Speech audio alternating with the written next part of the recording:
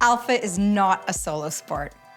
As I've traveled around the world meeting people who have run Alpha, I've noticed that the very best Alphas are always built around great teams.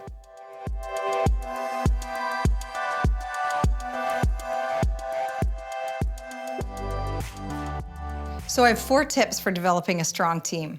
But first I want to walk you through a list of some different examples of team roles. They might not all apply to your context, but they'll help you get thinking about who you might want to invite to be involved. First, food. Food's my favorite part of Alpha.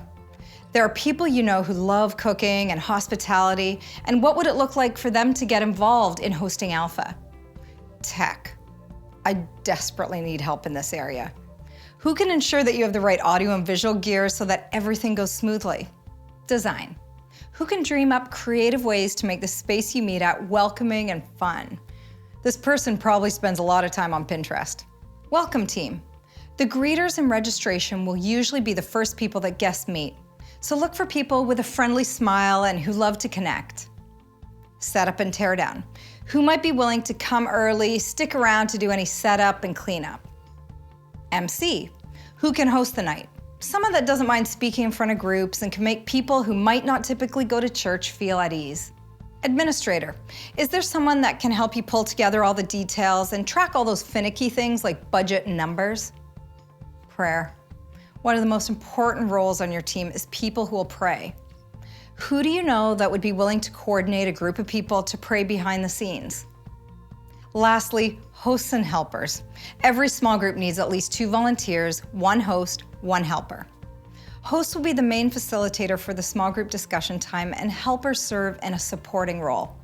The role of the small group host can make a guest's experience, and for that reason, I always recommend that you hand-pick those volunteers. We'll unpack a bit more about each of those roles in the session on small groups. And now my 4 tips. First, match people up with responsibilities that they will love doing. For example, Ben loves meeting new people, but is terrible at cooking. So I'd ask him to welcome guests as they arrive and host a small group. The second tip is to take all of your team members through the 3 Alpha team training sessions. Even if some of your volunteers have done the training before, we suggest that everyone attend the training. And do it every time you run Alpha. It's a great refresher and it ensures that everyone is on the same page and feels like a team. The first sessions cover all the essentials. The second focuses on small groups, and the third on prayer ministry. You can do all 3 training sessions in one training gathering, or split them up into 2. The team training sessions are interactive and designed to get the team talking through the ideas. You could run your training sessions like an Alpha night, or something a bit scaled back. Have fun, laugh together, host a meal if you want. Go through the talks and pause for discussion when prompted. The third tip is to meet with your team week to week while Alpha is happening. Typically, this happens about 30 minutes before Alpha begins. Share any important information for the next session, answer any questions, and then pray together.